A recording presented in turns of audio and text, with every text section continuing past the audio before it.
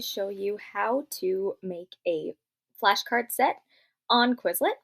So I just Googled Quizlet here and I'm going to hit the second one to hit log into Quizlet.com. I automatically get signed in just because I have been on this website. However, if you hadn't, it would just bring you to a home page where you would have the option to make a new account or sign in.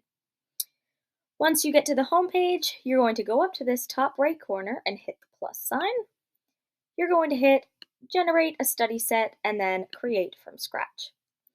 There are a couple different options when you have the Quizlet Plus version. However, I feel it is more accessible to students to just use the free version since not everybody has the same privileges. So once you get to creating a new study set, you'll have the option to enter a title. So we could just say, let's just say we were doing Biology 3201 and we were studying Unit 2. In the description, you could then say what you're studying, what kinds of chapters. So we could just say this is a test on Mendelian genetics, kind of anything you want to write down. Mine is already set for MUN, just because that is what I used during my undergrad. And then when you come down here, it'll give you the option to enter terms and definitions. You can also add an image if you want to. I used that when I was in a course called Mammalogy and I had to identify animals based on their skulls. I would put down pictures and then have the kind of animal that was there as the definition. So the thing with the terms and definitions is that where so many people have used Quizlet for similar topics, you could get some auto-generated terms and definitions. So for example, if I want to say Mendel as my term, when I go to the definition, it'll give me lots of different options as a definition since people have done this before. So I will click this one, Father of Genetics. I could make up my own if I wanted to. Next thing we could do, let's just say we want to know what DNA is. Now you'll see there's other options here, but we're just doing DNA. And then when we go to the definition, it'll say, could just be the name, it could be what it is, how it works, what it's made of. So we can just pick a different one there. Once you have it done, you'll hit create. You can review your set. So with this one only having 2 terms, I figure it won't be a very good demonstration of what Quizlet has to offer. So I'm just going to go to one that I have made a while ago. So this is when I was in evolution at Memorial. And I can hit flashcards up here.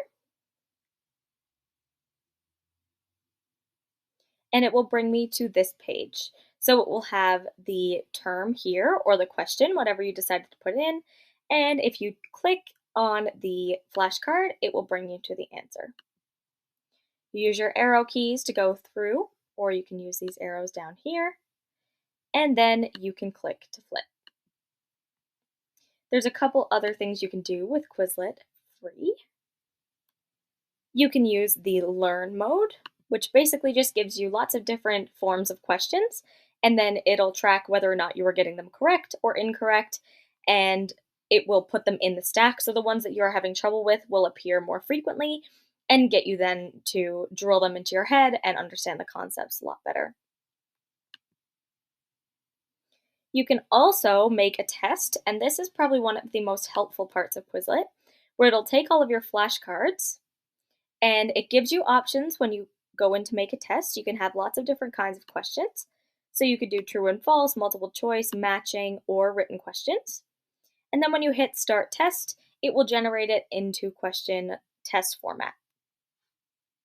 The only thing is sometimes it will not be able to tell which definitions are similar, so sometimes you'll get very out of left field possibilities for the questions. But these are the true and the false ones. These ones are multiple choice. And then as you go down, you'll see that there will be matching questions as well as short answers. So it's a way that students can kind of see format of test questions or practice being asked in a test setting. I hope this helped you kind of understand Quizlet and its benefits in the classroom.